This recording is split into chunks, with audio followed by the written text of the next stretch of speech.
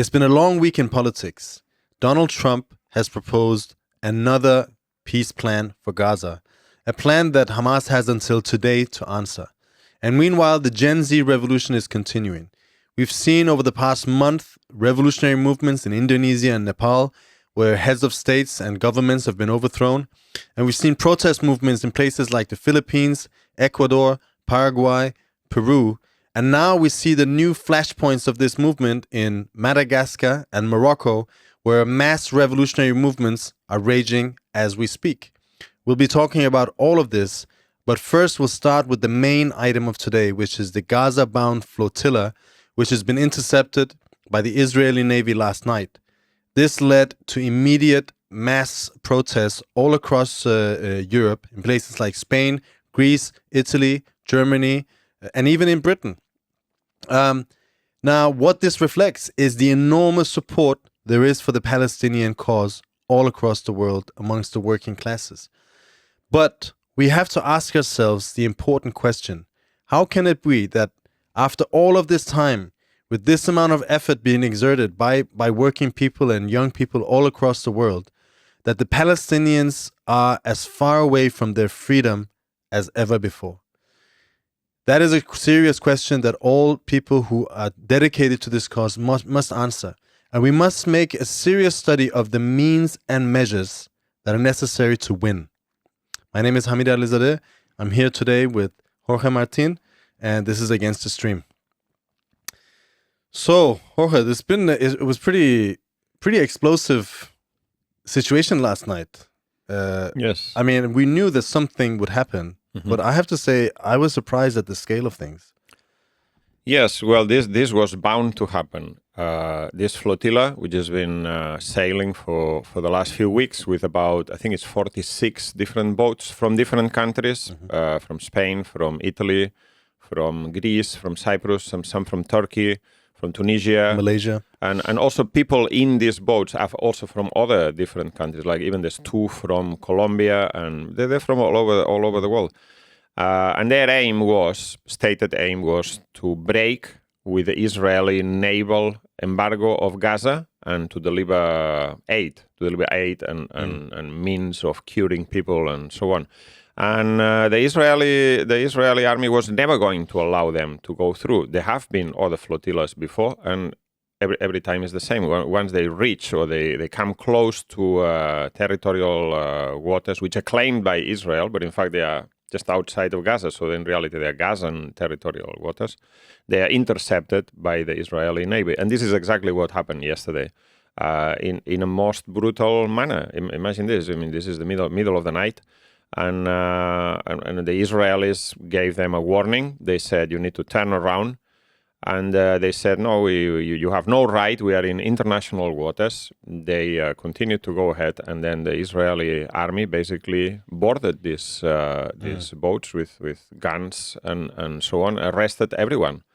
I think that as of this morning, there were maybe 3 boats that had not been seized, but the rest of over 40 boats have been seized.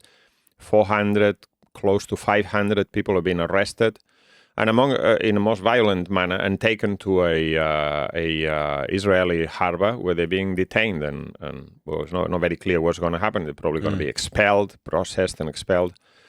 But yes, it's pretty brutal images, and many people were watching back home because this was the flotilla was being tracked along its route.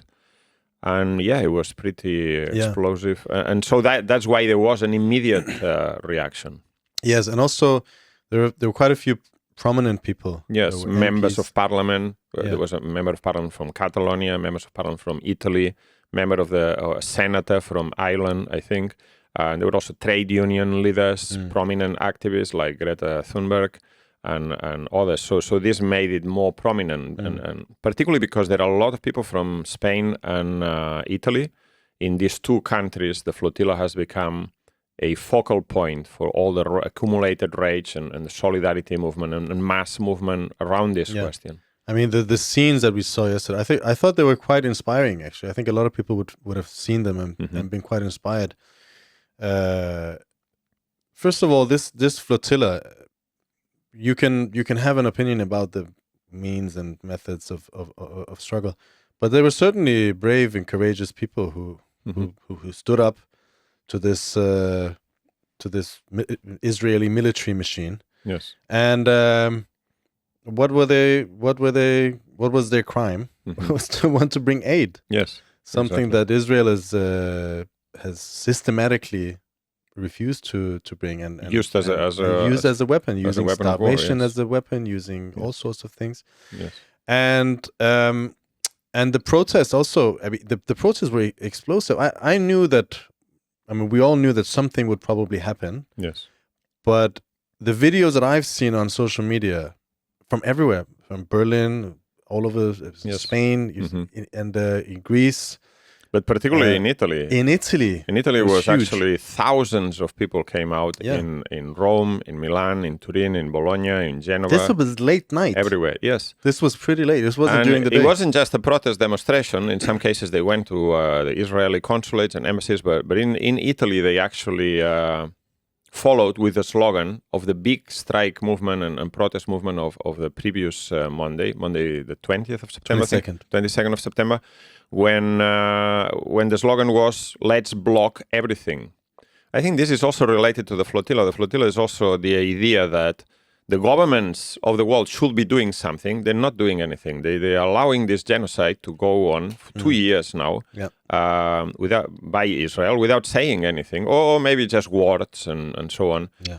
And that something needs to be done. So they've taken direct action. And the idea in Italy, this caught the imagination of millions of people, is we need to do something concrete. Yes. And so last night, as it happened the previous Monday, they went down and they blockaded the train stations, not just the main ones, but all train stations, harbors, ports around Italy, in Genova, in Livorno, in Taranto, Ravenna, and so on. People said, okay, this is enough. The governments are not doing anything. We will take direct action. It's interesting because this goes back to the yellow vests in a way. In France, in 2018, this movement against austerity and price hikes on petrol, I think it was. Yes. And which blocked and kind of occupied squares and roundabouts.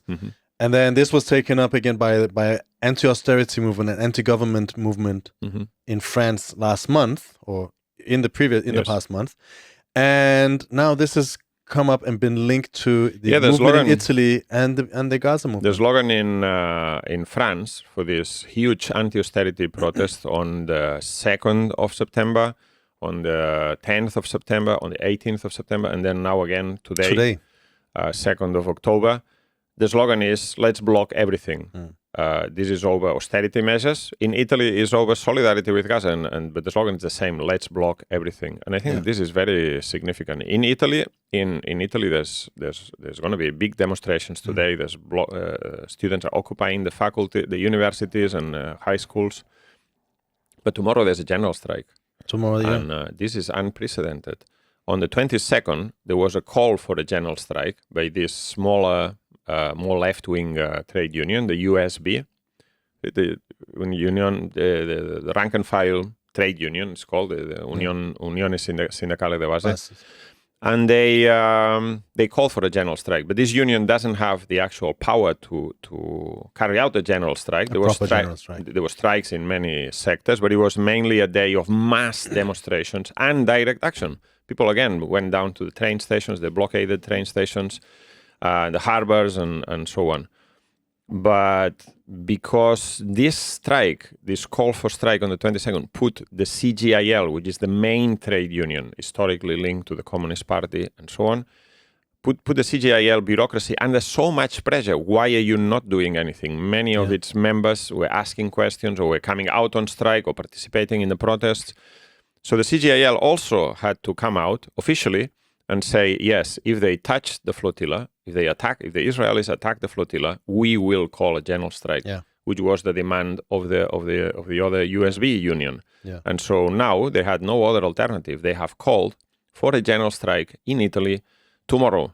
Not just this smaller USB union, but the CGIL, which has 5 million members and has a majority of in the metal workers sector and transport and so on. Heavy industries. Italy tomorrow is going to be paralyzed.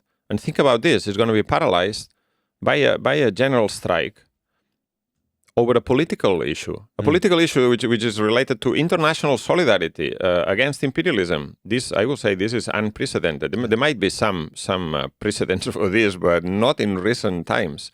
Is an extreme demonstration of this anger, accumulated anger over the question of Palestine, which has radicalized many people across the world. And in Italy, someone has given a channel to this through this call for a general strike. This has taken on and it's provided a channel of expression. I mean, this really reflects the role of the trade union leaders and the leaders of the so-called left. Because what we often hear is, from these people in particular, but I mean, this is a general notion that communists hear on the left, is, well, you know, people don't really want to fight. Yeah. People don't really care. People are not really willing to sacrifice. And people are not really, I mean, there's a million and one variations of this argument. But in reality, you see who are the ones who don't want to fight. The fact that it has come to the point where the rank and file of the workers' movement is literally dragging their leaders on the threat of what? They're afraid that if they don't follow suit, this movement is going to take off, run out of their control, and they're going to lose their positions. This is what they care about, essentially, right? Yes.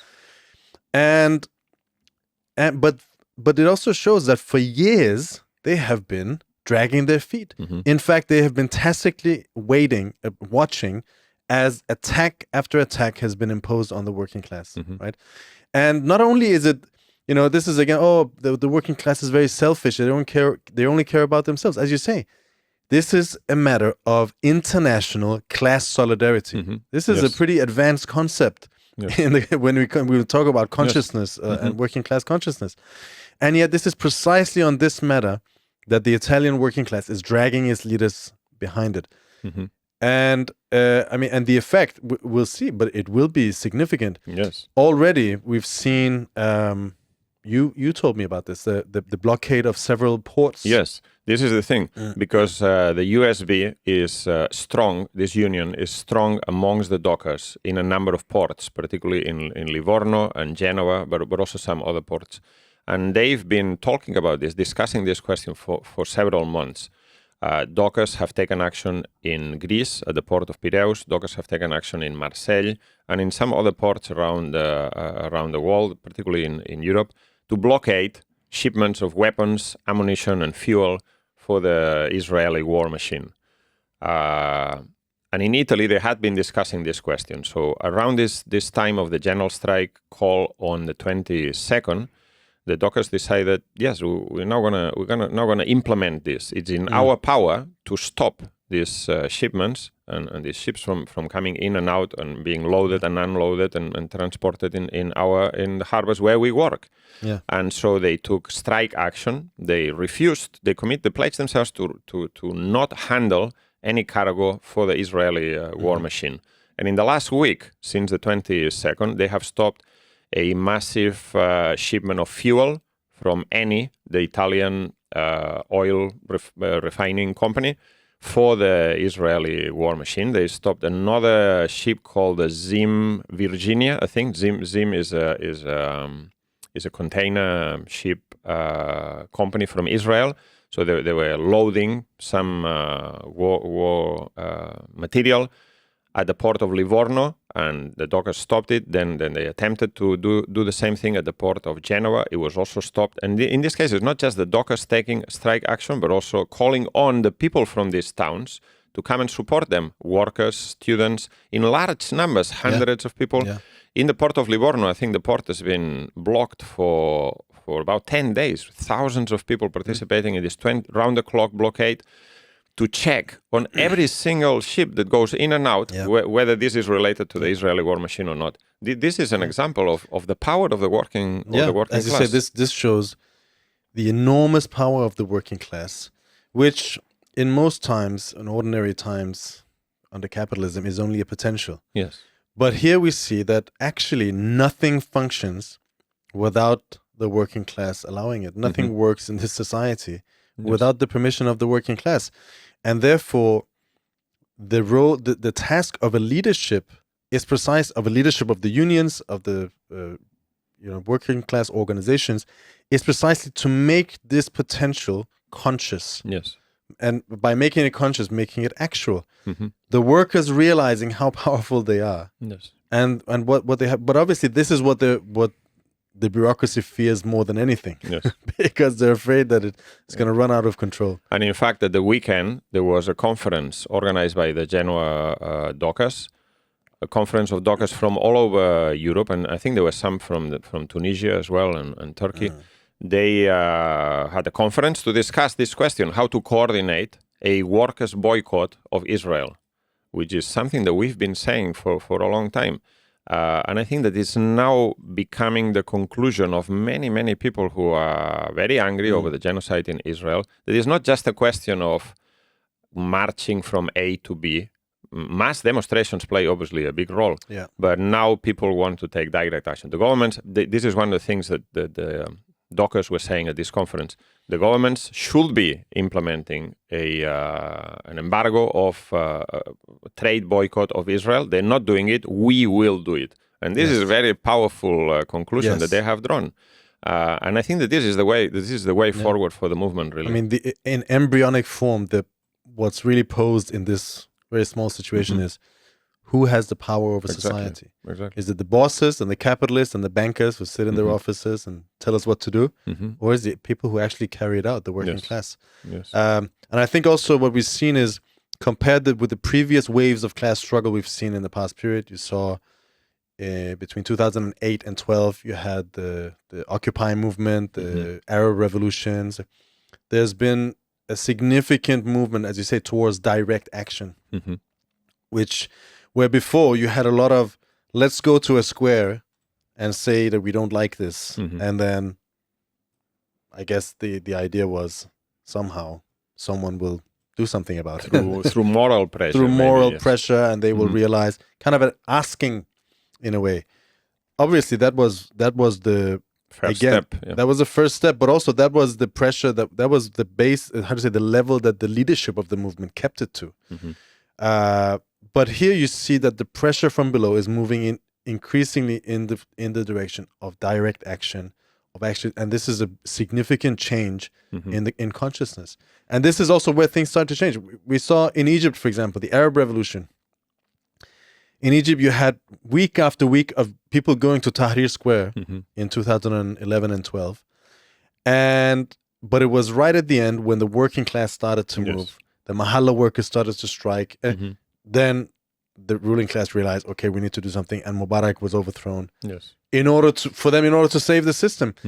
What does this mean? This means that the ruling class is terrified of the idea that the working class should begin to understand the power that it wields. In fact, what's happening tomorrow in Italy is that there is this call for a general strike by the CGIL and the USB unions that represent millions of workers.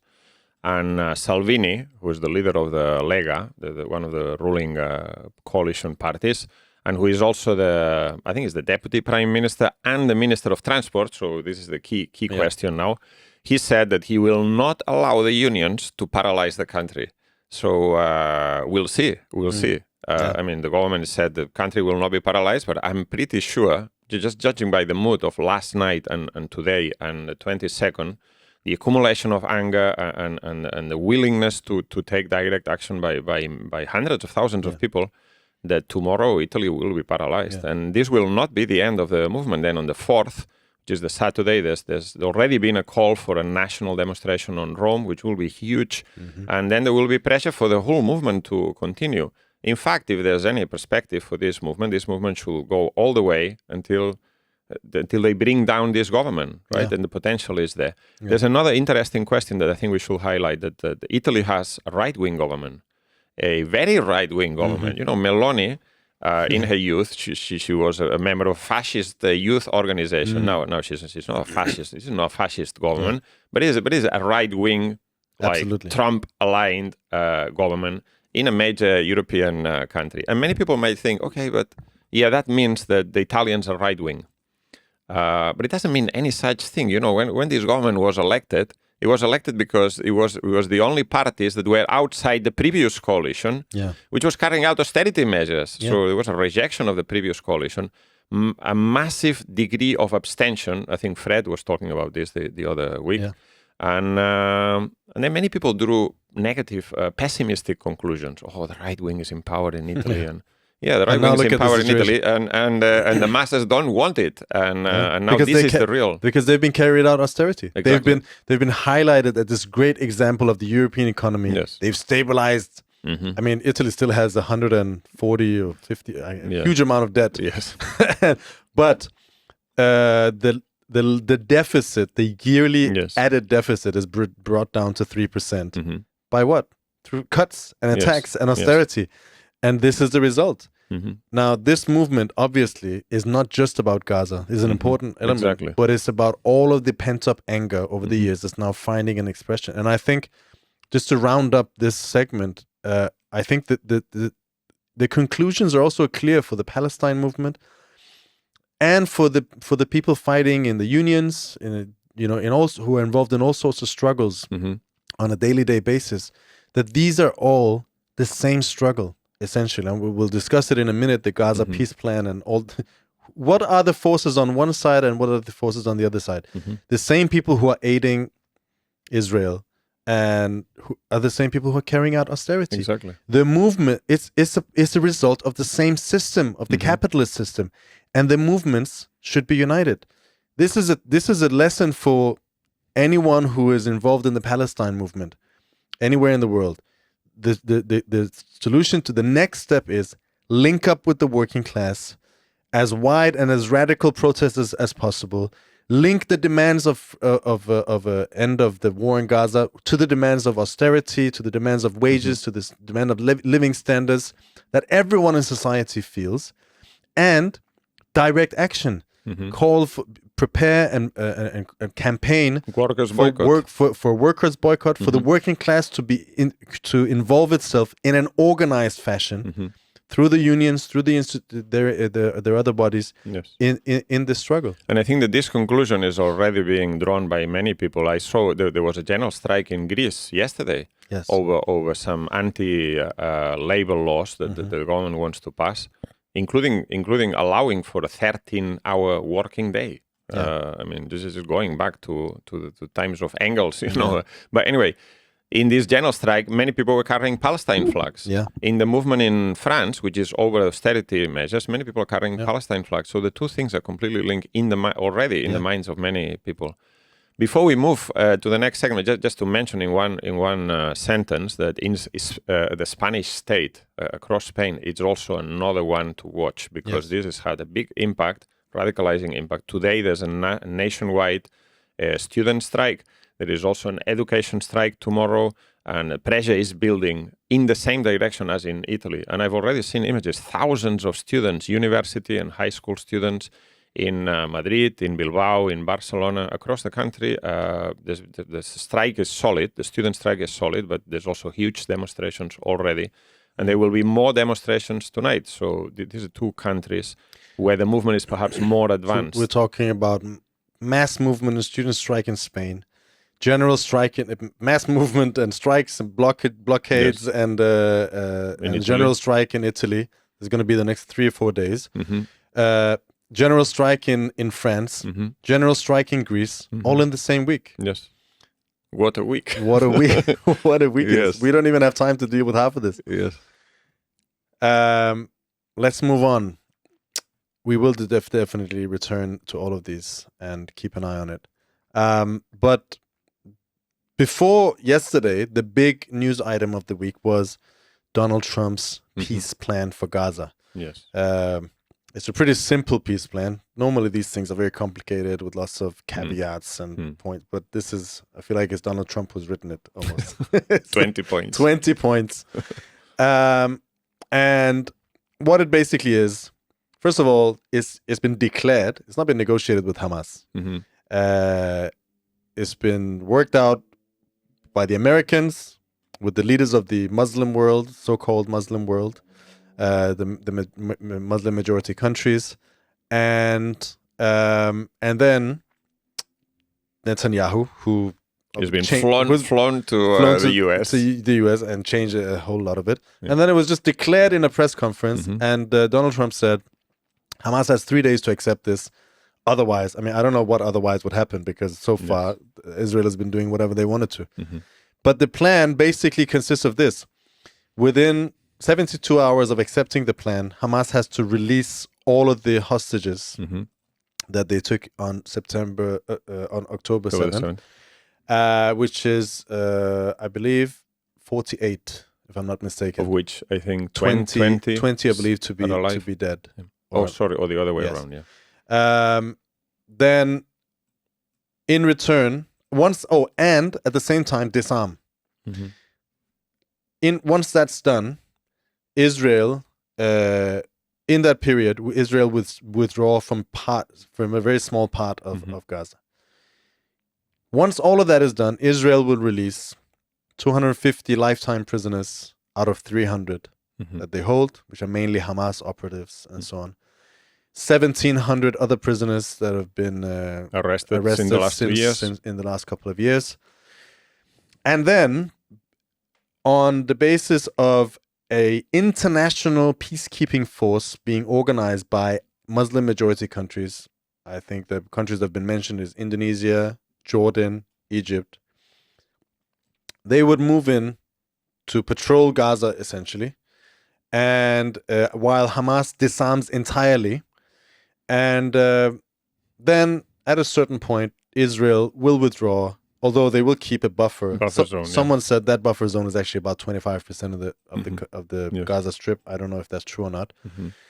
And then there will be an authority made up of an international Muslim-based military force, then a technocratic, I hesitate to call it a government. It's a company. Technocratic company. It's a corporation. A technocratic committee of Palestinian people who are not linked to any parties. And then on top of this, a company, as you said, a company which is going to be run by Tony Blair and Donald Trump himself. Yeah. On top of this, taking all the executive, and then at a certain point, the Palestinian Authority is reformed. I don't know what that means, but the Palestinian Authority is hated because it's basically the prison wardens of the Palestinians. Then they will take it over, and so the first thing that we need to say is that this is not really a peace plan. This is a plan for the surrender of the Palestinians and the continued subjugation of the Palestinians. The Palestinians have no agency in this. They have no right to have their own homeland or their own decisions or their own democracy. Nothing. They're going to be ruled by an international committee, foreign troops, and so on. And this is supported by the international community. Exactly. And still, Israel will keep troops inside Gaza, ready to enter at any time when the Palestinians have already disarmed and they can't resist in any way. There's no mention of the West Bank either. No, and the Palestinian people are the biggest losers of this. Exactly. I think that's absolutely clear. Yes. And the idea of a Palestinian homeland and that is further away than ever before. If this plan was to be implemented, which is the question that arises. Now, let's go through it step by step, because we have to look at all the different players here, what their interests are. Now, first of all, it's clear that this, as brutal and oppressive as this is, it still remains that Benjamin Netanyahu's main war aims have not really been met. It's not clear really what happens to Hamas. First of all, we have to say that, we'll get back to that, but the original draft said that Hamas would give up its offensive arms. But this draft, which was changed by Netanyahu in a meeting with Trump immediately before the press conference, states that it's all weapons that Hamas, but Hamas gets to stay in the Gaza. It's not really disbanding itself. It's got popular support. I think it is quite clear still in Gaza. So Hamas is not really gone, and the idea of Hamas giving up its weapon can't really be checked and verified either. Hamas is still there. The hostages have not been recovered, and the newly declared aim of annexation of Gaza and Gaza City has not been met at all either. Meanwhile, there's mass dissatisfaction in Israel. We saw mass protests throughout the summer.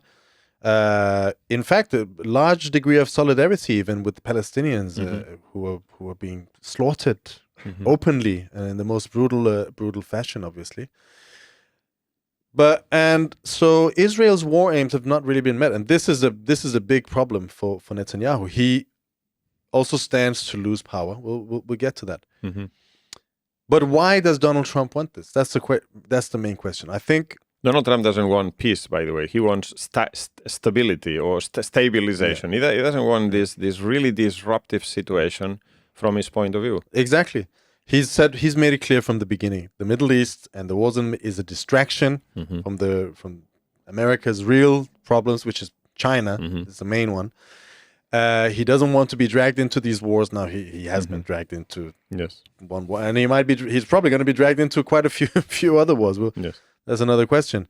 He probably does want the Nobel Peace Prize. I think he is a narcissist. I mean, that's obviously true. But Israel's conduct has undermined U.S. imperialism and the interests of U.S. imperialism. Now, about a month ago, we saw the complete insane attack of Israel on Gaza, where they bombed. On Doha, you mean? On Doha, Qatar. On Qatar, where they bombed the building where Hamas negotiators were supposed to meet and discuss the negotiations that was taking place with the U.S. So here you have America negotiating with Hamas and Israel just brazenly bombing them, where in a country that hosts the biggest U.S. military base in the region. This was a huge provocation. This was a provocation, obviously, against Hamas. This shows that Netanyahu is not interested in any form of peace. He's not interested in that. No. But it's also a slap in the face of America, of Trump. It's basically spitting him in the face, saying, "You need me more than I need you," which is partially true. But what does it mean for the U.S.? Qatar was supposed to be safe by hosting a U.S. military base. Exactly. Is supposed to get at least U.S. military protection. Air defense. It didn't get any such thing. And this has been the case throughout the past 2 years, that Israel has broken any agreement with anyone that existed in the Middle East, which has led to what? The biggest, I think, reflection of this has been a defense deal between Saudi Arabia and Pakistan, which is a huge thing. Now, Pakistan used to be an American proxy. Today is a Chinese proxy. They've made a defense pact, which means that Pakistan will come to the defense of Saudi Arabia by any means necessary, which also includes nuclear bombs, by the way. Pakistan is a nuclear state. And which means what? Which means that they don't see they can't depend on America. Yes. And there was also a meeting, wasn't there a meeting of the Arab League in which they talked about the creation of an Arab NATO military pact amongst themselves? I don't think that this is going to go all the way, but what it reflects is that some of these countries are now thinking, quite rightly, that look, being an ally of the United States doesn't protect us. Maybe we should find other allies, and this is not in the interest of the United States, of course. We have seen this process again and again in the past few years. The aggressive actions of U.S. imperialism and its allies in attempting to maintain the position of the super domination of every part of the world is pushing more countries into the arms of China, which has now become a pole of attraction on a world scale. And obviously, this was a big deal. And there's now reports that Donald Trump actually panicked after this event, and he forced Netanyahu to sign this deal, which he clearly did not want to sign. But we know Netanyahu. No, I'm just saying, the minute after he signs a deal, then he goes back to Israel, or he goes on a press conference, and then he gives a slightly different version of the deal he's just signed, and then he starts blaming Hamas for breaking a deal that he has broken himself first, and he can get out of any amount of pressure from Trump, I think. Yes, because Trump needs him. Yes. You know, there's an old saying sometimes it's better have someone in the tent pissing out than outside of the tent pissing in. Yeah. And Netanyahu, for better or for worse, is on Trump's wing of the internal struggle within U.S. imperialism. Yes. He's a Trump ally, and Netanyahu's opponent, Gantz, is a liberal and an old school liberal and a neocon and so on. Well, these guys are also neocons, but he's a liberal, which means that Trump can't really afford to lose Netanyahu, and Netanyahu knows this. Yes. And America as a whole, the American ruling class, cannot afford to lose Israel as an ally. And as they get more and more isolated, and as their influence wanes in the Middle East as a whole, they're more and more dependent on Israel as the foremost outpost of imperialist domination. In effect, what Trump is trying to do is impossible to achieve in the long term, which is, he in his previous administration, he brokered the Abraham Accords, which the basic idea was, let's have normalization between the Arab countries and Israel, and on this basis, then we promote trade and economic development and so on. But in reality, there cannot be any normalization between the Arab countries and Israel as long as the question of Palestine remains like a wound, an open wound in the region. Why? Not because the Arab countries or the leaders of the Arab countries care about the fate of the Palestinians. No, because what they care is the radicalizing effect that the Palestinian struggle and the genocide of Gaza is having in their own populations. In places like Jordan, Egypt, but also Saudi Arabia, also Turkey, where people are saying, "What are you doing?" Right? We're supposed to be all part of the same Muslim brotherhood, the Ummah, but nevertheless, you are allowing our brothers and sisters in Gaza to be slaughtered. And a slaughter that's being live broadcast throughout the world for 2 years running, and you're not doing anything. And this is creating revolutionary conditions in these countries, but potential uprisings, and that's the last thing that they want. The king of Saudi Arabia wants. Precisely. Now, what does Benjamin Netanyahu want? First of all, he wants to stay in power. He wants to stay in power. He likes that, and he wants to stay out of prison. Yes. And we know as soon as this government falls. And as soon as the wars ends, he's bound to go to prison. Yes. Apparently, there's now talk about giving him amnesty, giving him a way out. But he's also a narcissistic lunatic, and he will not accept that. He will not accept that. He will go, and he did as soon as this. He stood there next to Trump in the press conference and kind of looked a bit subdued and said, "Yes, I will." But then, as soon as he went back and said, "Oh, no, we will never accept anything like this, and we will never," and he started walking back on all of these things. And his coalition partners said that they will leave the government. Yes. Netanyahu has his own very powerful interests, which play a major role in this whole situation. But we also need to understand that the Zionist ruling class for the last 80 years has always acted in the same way. Perhaps not in a crazy way like Netanyahu, but anytime there's been a conflict, they've taken more land. Their ambitions is for a greater Israel. That is secure in its borders, and the only way they can secure Israel in its borders, from their point of view, is by smashing the Palestinians, removing them from all the lands where they still are. And this includes not only Gaza, but also the West Bank. While everyone's looking at Gaza, for the last 2 years, they've been attacking the West Bank, entering the Palestinian refugee camps, killing people, arresting people, and encroaching even more in the West Bank, which is really not a Palestinian territory at all. It's crisscrossed by checkpoints and roads and so on. And the latest one is that they've said openly, or they're talking very, very aggressively about annexing the West Bank. So I'm also thinking whether this Trump peace plan, which talks only about Gaza, means that perhaps Trump's has hinted at giving the Israelis free hand to annex the West Bank formally. Yes. I mean, the Israeli ruling class needs the one thing is they want to annex and they want to expand. that's built into their DNA, but also built into the DNA is the conflict with the Palestinians. Yes. Because that is how they justify themselves as a defender of the Jews. It's clear. For decades, it's public knowledge that Israel had a great hand in bringing Hamas to power, supporting Hamas as opposed to the left-wing factions of the Palestinian movement. In order to what? In order to say we can't negotiate with these people, and so they need this this thing, and they've all been. This is not just Netanyahu's project. They've all been a part of this. Yes. Furthermore, to let Arab armies back into the West Bank and Gaza, yes, this is never going to happen, and it's all based on what? On the goodwill of Israel.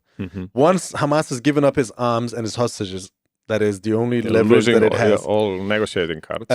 Then we should trust Israel will do the right thing and pull out, and then give it not completely. Stage pull out and then give a. Yes. Because obviously it's such a dependable and trustworthy regime, isn't it? As history proves. It's complete nonsense. Now, I don't think this. I think already they are trying to put the blame on each other, on the Hamas, and say that this is not going to. I cannot see, even in this extremely watered down version, how the Israelis can accept this plan. But then there's Hamas. They get the release of 250 lifetime prisoners, 1,700 ordinary people have been taken prison hostage by Israel in the past 2 years. But it has to give up all of its arms. It has to give us all of his hostages, as we just said, all of his levers. And what will it? As an organization, never mind what it would give to the Palestinian people. Obviously, it would leave them defenseless. But why would Hamas accept this? It's clear that they've been saying, well, we need to we can give up all offensive arms, which was originally in the plan. But here's the interesting thing.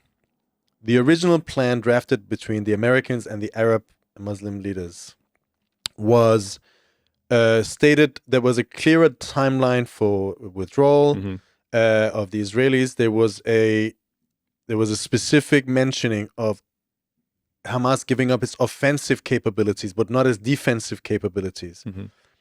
All of that was wiped away by Netanyahu and then, as we said, publicized to the world. But they still went ahead with it.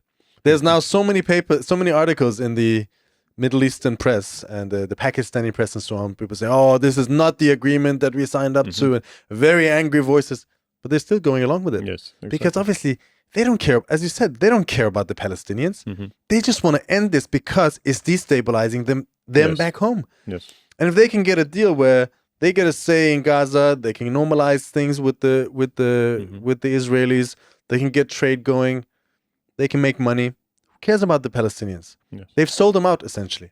And now, this is what we see. A united international community against the people of Gaza. And this includes, by the way, all those people who, what was it, last week or 10 days ago at the UN General Assembly, they were saying, oh, we recognize the Palestinian state. Which Palestinian state? Where is it? Yeah. What does it mean? And all these people have now come out and say, including the Spanish president, Pedro Sanchez, who's the most vocal person who said, oh, this is a genocide. He's now said, oh, I welcome the Trump Gaza peace plan because this is the way forward. Yeah, and the Muslim leaders, by the way, just to add, they will end up as the prison wardens of the Palestinians. Exactly. Yes. Because what's going to happen in Gaza at the first protest, food protest, or whatever thing there is, or if the Israel attacks again, which side are these people going to be on? Yes. But in doing so, they're also playing with fire because then they're internalizing the Palestinian struggle into their own country, which is what they want to avoid at any cost. And I'm sure the Americans have really squeeze them to bring them on board with this. And probably, I will say, Trump has also gotten a commitment or was extracted by force a commitment from these countries that they will pay for any economic reconstruction in Gaza. Which because the last thing that Trump will oversee that. Trump wants to do is spend any money in this. Now, the question is, what about the Palestinians? What's going to happen to the Palestinian struggle? As we said before, there's all of all of this effort, the heroic defense against the Israelis that the Palestinians have waged in the past 2 years, and for decades, really, the heroic movements of the masses all over the world in support of them. Is the vast majority of the world's population is clearly in support of the Palestinian cause. Millions and millions of people have taken to the streets and protested in one way or another. There's been a flurry of diplomacy and negotiations. Talks. What has achieved anything? I think that's an important question to ask, because this idea of let's just go to another protest. Of course, it's important to go to protests. It's important to go to marches, but is that enough? And I think it's clear that it's not. Now, one thing that has come out is a very small thing, but it's significant, because even that the bourgeois gave it with a gritted teeth, is the recognition of Palestine as a state. We know it doesn't count for anything. It doesn't mean But they were forced to make this gesture by the pressure of public opinion, by the pressure and protest, mass protests, and they see. You see, the bourgeois have a bird's eye view of society. They can see what's going on through their intelligence agencies and all other means and methods they have, a lot more than we know. The anger that's rife in society, and so what we see in Italy exploding to the surface, and in Greece and Spain and so on, they've been seeing that coming for a while. That's what they're afraid of. They're afraid of the class struggle, which is why they're moving in the direction that they have. So the only thing that actually works, the only times the Palestinians have actually gained anything, I would say the first time was the first Intifada, which led to the Oslo Accords, which is a betrayal of a revolutionary. But nevertheless, it gave a semblance of a state. And now we have this, again, on the basis of mass protest of the working class and the youth all over the world, which gave a little tiny result. And I think there's a commonality there. It's the revolutionary movement. It's the direct action. It's from working class movements. This is really the only way forward. In the West, in the Western imperialist countries, mass action, not just protest, but mass direct action and workers' boycott, the working class taking the lead of this movement in order to actually hit the Israeli war machine. As the Italian dockers are saying, if the governments won't do it, they should. If the governments won't do it, we will do it. A direct action by the working class. And in the Middle East, the same thing. The masses of the Middle East are seething with discontent over socio-economic questions, but also over the fate of the Palestinians. And if they were to overthrow these regimes in Jordan, in Saudi Arabia, in Egypt, then you will have a completely different balance of forces in the region. A revolutionary Jordan, a revolutionary Egypt will change the whole balance in relation to the struggle of the Palestinians as well, and will also lead, in my opinion, this will happen sooner or later, to divisions within Israel, which already we can see in outline, divisions within Israel between the ruling class and an increasing number of people who can see that unless the question of the Palestinian struggle is resolved in a democratic way, that there will not be peace for the Jewish population of Israel. Yes, we see it's very clear. You have the Western imperialism as the main backer, without which Israel could never survive. Exactly. Which is the same as the Western ruling class. We've explained this many times. You have the Arab leaders who are also connected to the West. You do have another faction of the Middle Eastern capitalist class, which is Iran and Hezbollah and so on. But the point is, even they have shortcomings. They do fight against imperialism, but it's the bourgeois anti-imperialism they have, and their anti-imperialism has a limit to it, because what is it that the Iranian regime wants? A deal. A deal. That's what they want. It's not about defending Gaza. We have to say they're the only ones who've done anything. So from that point of view, they've done more than any other. But bourgeois anti-imperialism has a limit, and the limit is the immediate interests of the capitalist class. In fact, the way that they have governed Iran has meant mass dissatisfaction with them, because of the same corruption and that exists everywhere also exists inside Iran. In Iraq, where they have had huge influence, what's it led to?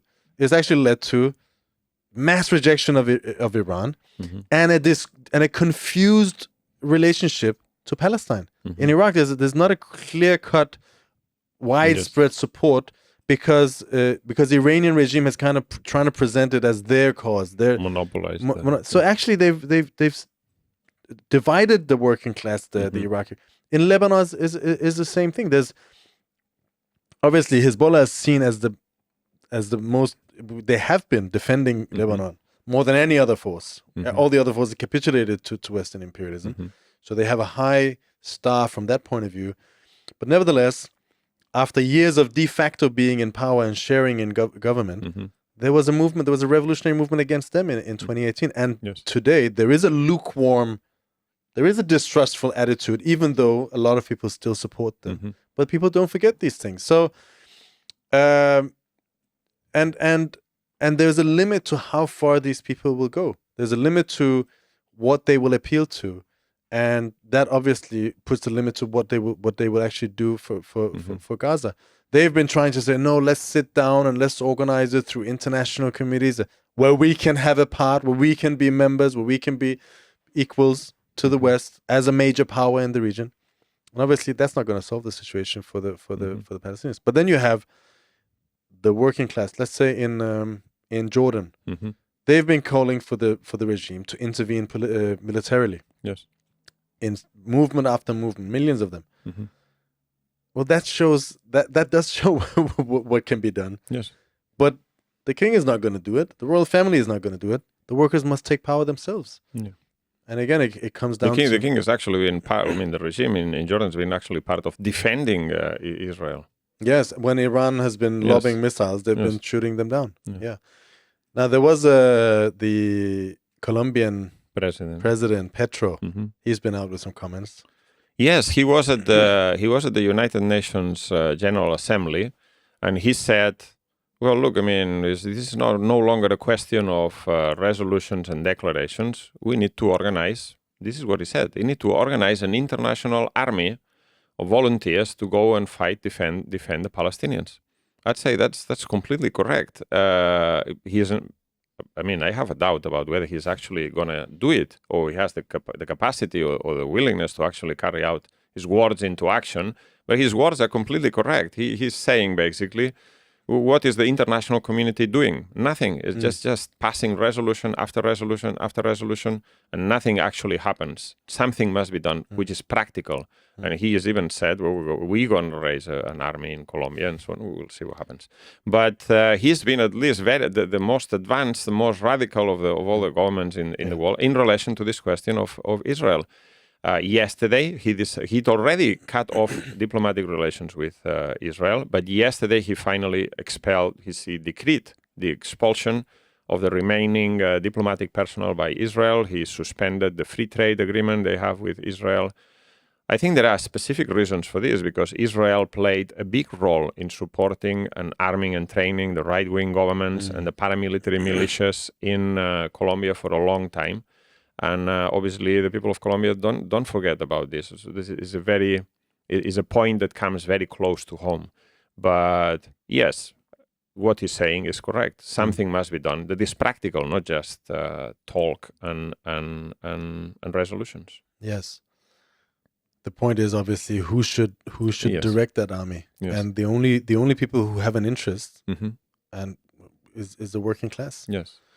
So that puts the question of power, state power, and which class wields that power on the table. Obviously, Petro is not going to give the answer for that. He's, he's saying it for whatever his own reasons. But it does show that there is no shortcut. The idea that it's utopian. It's utopian to talk about revolution and revolutionary change. This is something that's often brought up against communism. What is actually a utopia is that the methods that are used now individual, so negotiations, diplomacy, petitions, moral pressure, individual boycotts, that's going to actually change anything on the ground. It's not. It's not going to change anything. Why would the Israeli ruling class, the powerful ruling class with a powerful military force, one of the most powerful in the world, give up on any of that? And why would U.S. imperialism or Western imperialism do that? They're benefiting off of this, obviously. Okay, I think we should move on because there's been big events happening. I mean, it's such a whirlwind of events. You have every day there's like a new country erupting in general strikes, mass movements, mass protests, and now it's Madagascar and Morocco. Where should we start? Should we start with maybe Madagascar? Yeah. Madagascar started a little bit earlier than Morocco, I think. This is part of this so-called Gen Z revolution. There's been happening in Indonesia, in Nepal, in East Timor, in the Philippines, but it's now crossed the which sea? The Pacific, I guess. It's crossed the Pacific. There's now big movements in Peru, in Ecuador. The movement in Ecuador is slightly different, and then in Paraguay there was a demonstration at the weekend.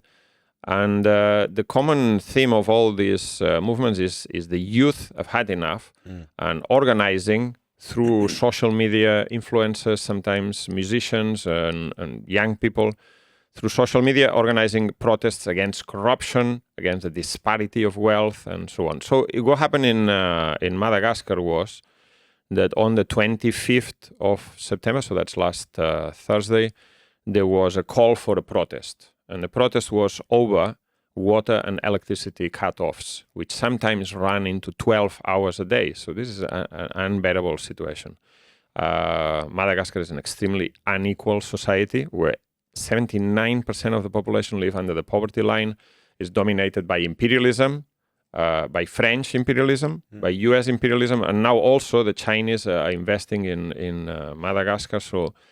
While the population live in extreme poverty, there is a small layer of people at the top who are extremely wealthy, who flaunt their wealth, who are involved in all sorts of corruption scandals. And so there was this beginning of a protest. The protest took place in Antananarivo, the capital, and also in a number of other cities across the country. And immediately was met with brutal police repression. Then there was looting and setting of buildings on fire and clashes with the police. And on the first day, I think it was 5-6 people died, according to an official account. I think it's probably more than that. And this, again, like in all these other countries, brutal repression instead of stopping the movement in its tracks, it just made people angrier, particularly the youth. And then the movement went on Friday, Saturday, Sunday, Monday. And then on Tuesday, they called for a day of national mobilization. And this was now a united call by all the student organizations from the main university campuses, together with the Gen Z Madagascar movement. And Tuesday was like a tour de force between the government, the authorities, and the people. The demonstrators had said that they will march onto the center of the capital, Antananarivo, and the police and the gendarmerie, as it's called, they said, you're not going to march here. And there were columns of people, even some coming from 30 kilometers away, marching on foot to the capital, to the center of the capital. The police tried to block them. They couldn't. I've seen the images, just people just passing through the police lines with their hands raised. The police afraid to use brutal repression because it not worked the previous time. And then all these columns converging, the police tried to divert them to some stadium outside of the city center, but they wanted to go to the city center. And finally, they managed to cross the police lines, and there was a huge columns coming from all parts, mainly of youth. But now, by Tuesday, this was already a movement which involved local population, peasants, the poor people, and it was a huge demonstration in the capital, but also at the same time, huge demonstrations everywhere else. And finally, they managed to reach the May 13th square, which is where independence was proclaimed in the 1960s. It was highly symbolic. Here again, there was police repression, but the masses had already won the day. And now, this was on Tuesday. On Monday evening, the president had already dismissed the government as a concession to the movement, which didn't work either. The movement now adopted more demands. One, the dismissal of the president, the arrest and seizure of properties of this guy called, I have to read it because I can't remember, Ravatomanga, is the main businessman, one of the main businessmen in Madagascar, who's very close to the president, Rajoelina, and he's involved in all sorts of corruption scandals. He has his fingers in all pies of the economy. So they said that this guy needs to be arrested, put on trial, and his property seized, which is very important. The trade unions started to join in. The union of the electricity and water company workers declared a strike. The health workers threatened to go out on strike. The public civil servants, they're also going out on strike. So the working class is starting to join the movement. And at this point, the movement is no longer interested in negotiations with this president. They want him out. And not only this, they also said that they should disband the Senate, the High Constitutional Court, and the National Electoral Commission. Basically, the movement has now adopted a demand that all power should be dissolved and power should be returned to the people. And they calling it a national uprising, an uprising for the nation. And I think that this is completely correct. There are still many confused ideas in the movement, but the movement is advancing, is felt its own strength, and is going forward. And this is very important. The only thing I will say is that you're saying that all power should be dissolved. What are you going to put in its place? Yes. There's still a lot of confusion about that. What we will say as communists is that the masses should take power. They should form committees, democratic committees, in every neighborhood, in every city, in every village, and they should elect delegates to a national congress of revolutionary delegates and take power. Take power. Not only political power, but also economic power. Expropriate the imperialists, repudiate the foreign debt, and expropriate the main means of production in the island, and take power into their own hands. That's the next step.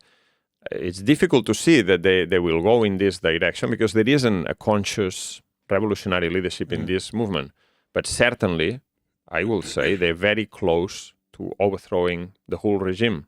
And then the question will be open. What comes after? What comes next? Yes, they're learning through practice. Yes, exactly. Because obviously that's the point, that most of ordinary people don't learn through books.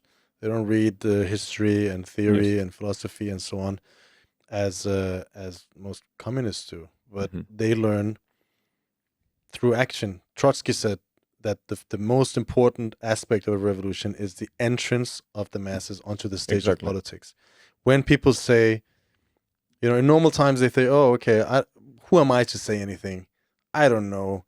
There are people who are much better. Politicians, lawyers, experts, journalists. They're a lot more clever than I am.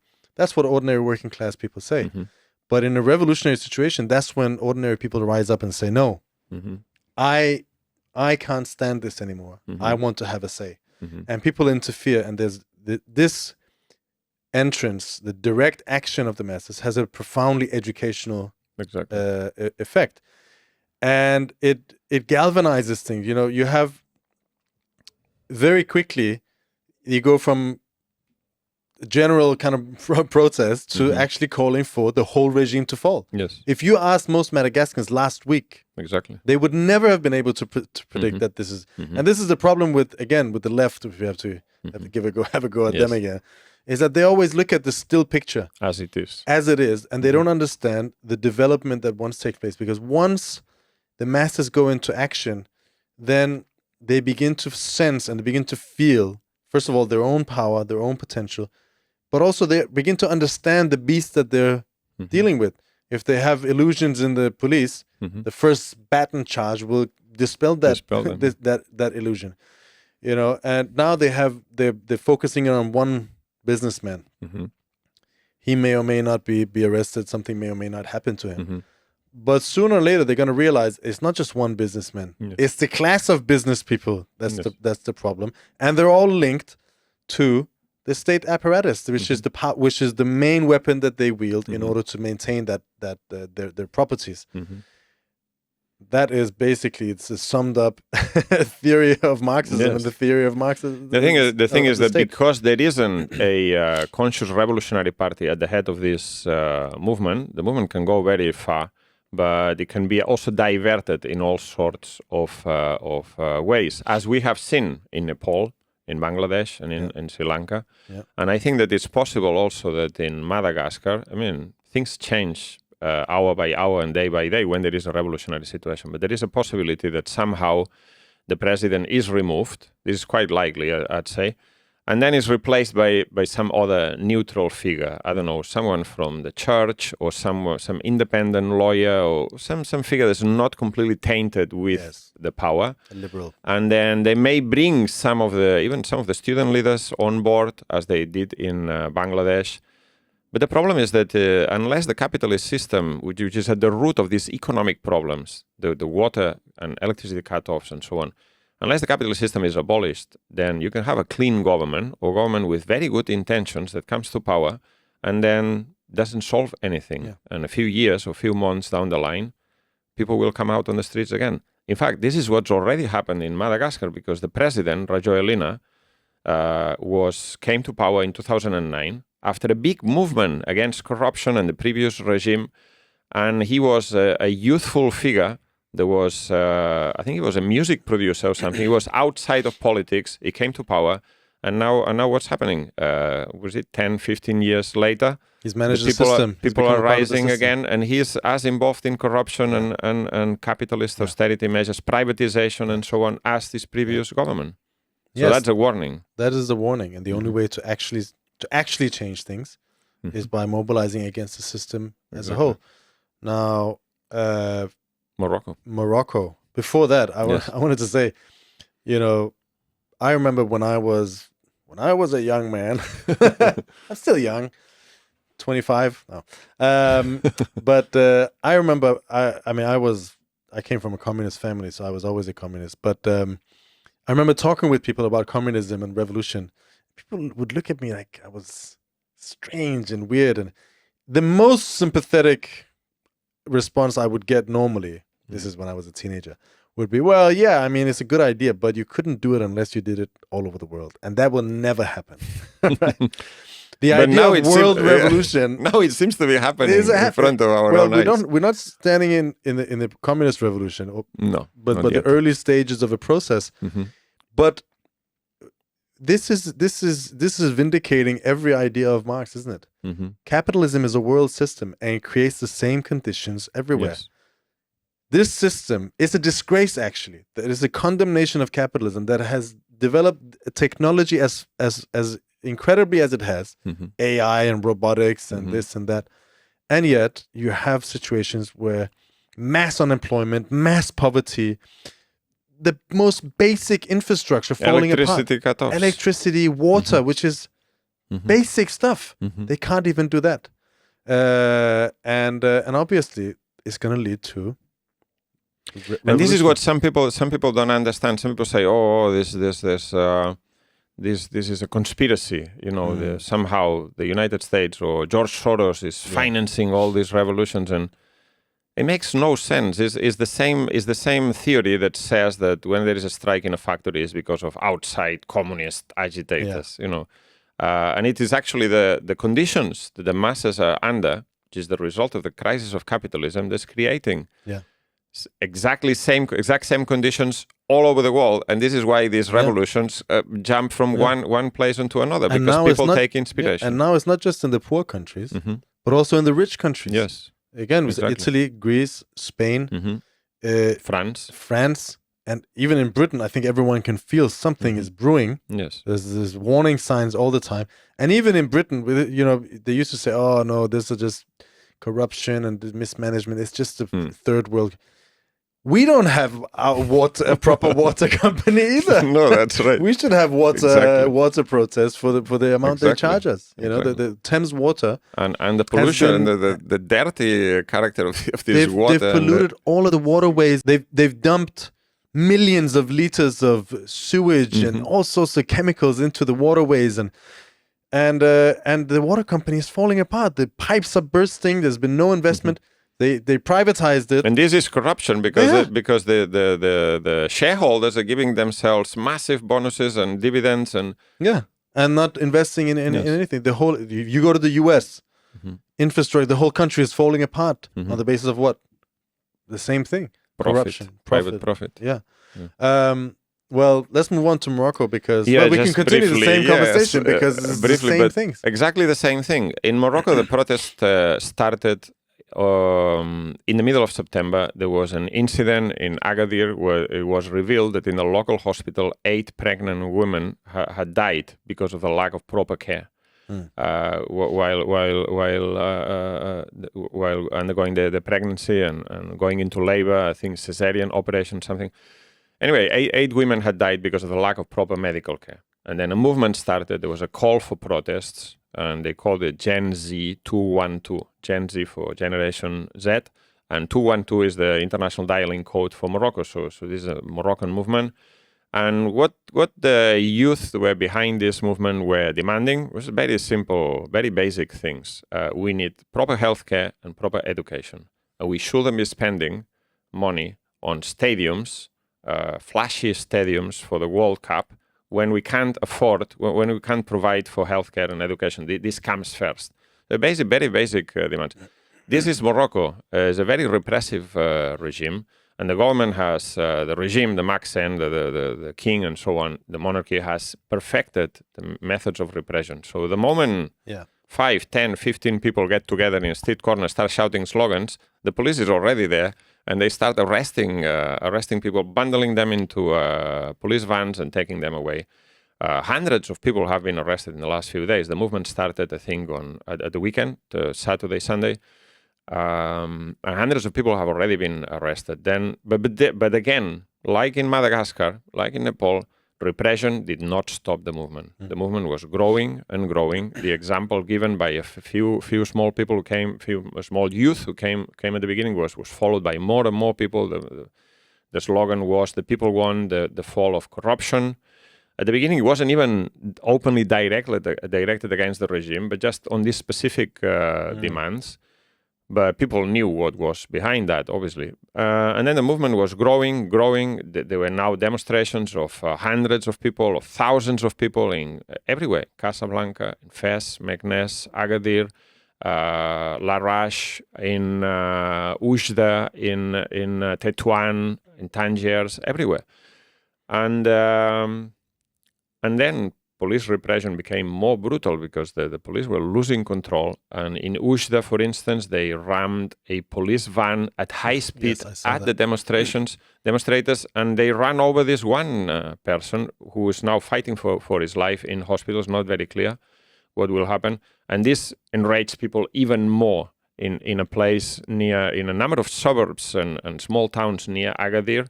The people just took to the streets and they assaulted the police stations. 2 people were killed yesterday. They overturned police cars. They set them on fire. They set banks on fire and buildings and so on. And it was a brutal repression against the people. And people were fighting back. This is the interesting thing. People were not being cowed by repression, but fighting back. And by yesterday, the images I saw yesterday of demonstrations in Casablanca, in Tétouan, these were now thousands of people coming out on the streets, the police unable to stop this movement. And yes, it's developing a dynamic of its own. And people are now saying, and people are now calling more openly for the fall of the regime. Starting with the head of the government, the head of the government, I think. But also people are already saying, we want a republic, right? We want an end to this repressive regime of the king. And it has strong revolutionary potential.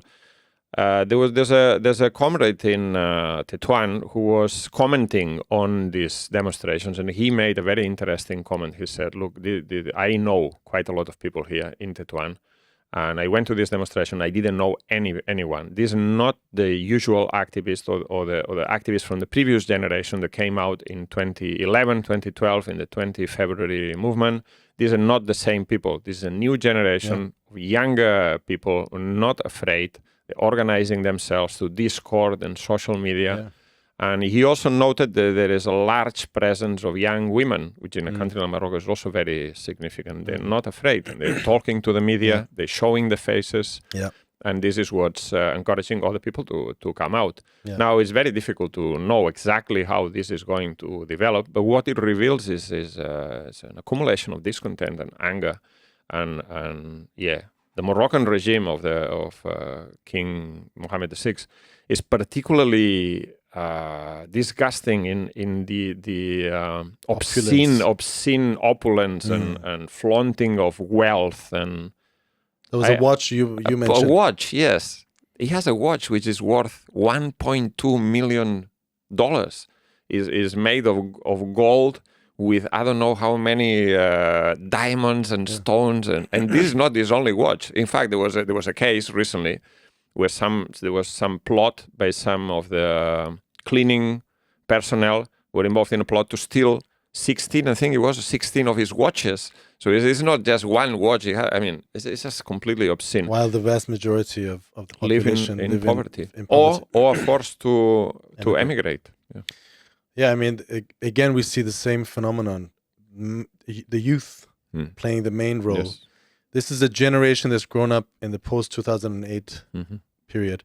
Now, we have to say, in a country like Morocco, even before that, things were not easy for ordinary people.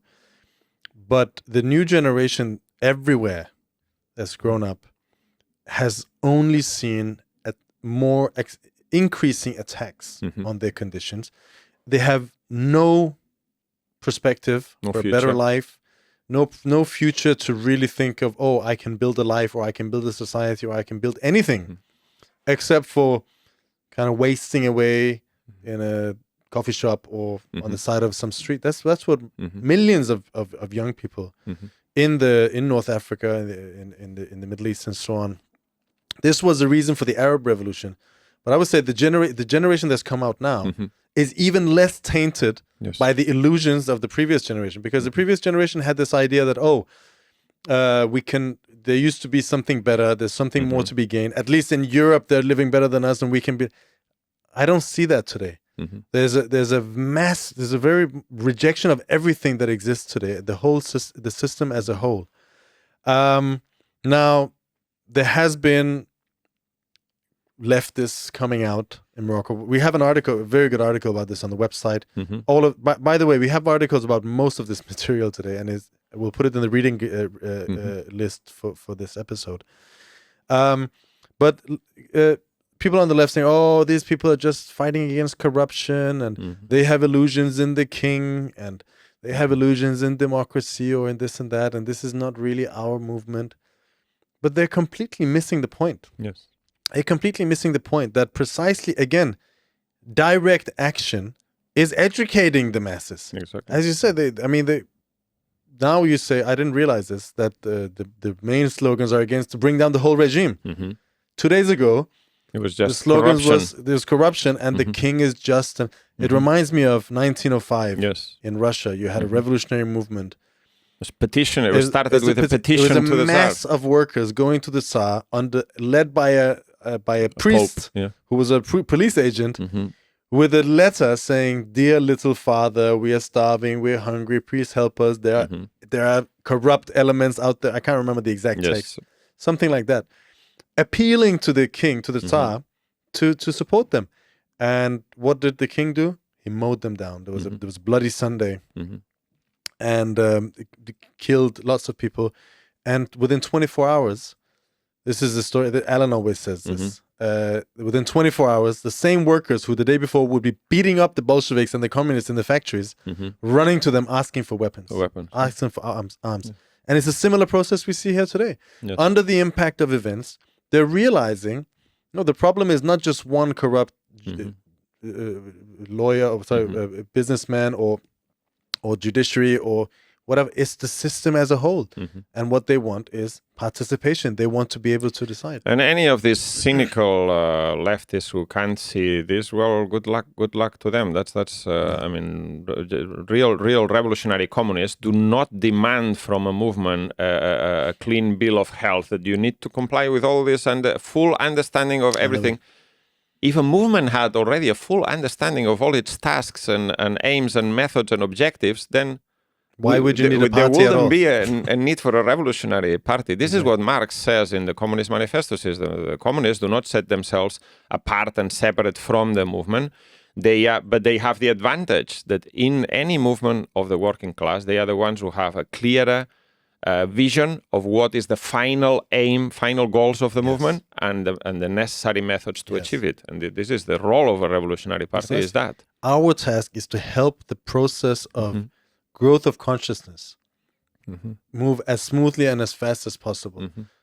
As the working class and the youth go through these events and become more and more aware of their own interests, their own power, their own abilities, and their own tasks, we can help them along this path. We can help them not by coming out and telling them what they know. This is the other side of it, because then there are people say, oh, we shouldn't give a lead.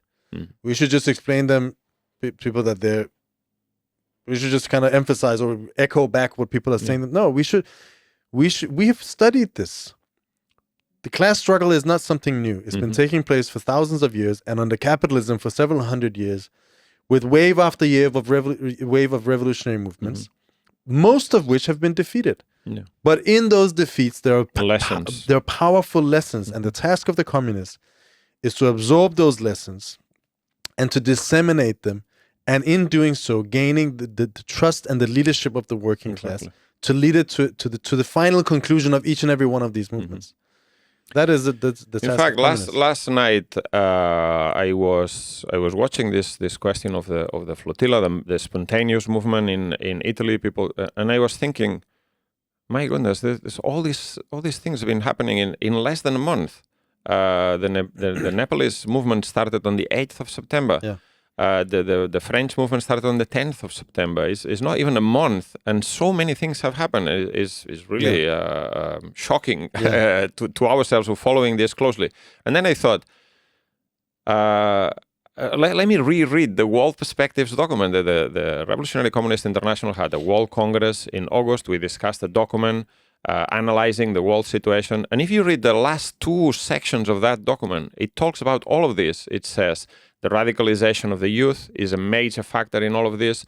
Explosive conditions exist everywhere in the world. People shouldn't be worried that there is no revolutionary movement. Revolutionary movements, there will be, but the key question is to build a revolutionary leadership in time so that we can intervene in this, and there's an urgency to this. I recommend comrades to actually reread the whole document. Is very good, but these last two sections are very poignant for the situation now, and this is the main task that we have in front of ourselves. We'll put that in the reading list. It's a highly recommended document to read. And just a final thing, I mean, when I was thinking about the last month or two, I was thinking, where the hell is the left? I mean, it's mind-boggling that all of this is happening. And the left is navel-gazing, judging, sitting on the sidelines. And in our case, in Britain, they're fighting over who controls the structures of the coming your party organization and this and that.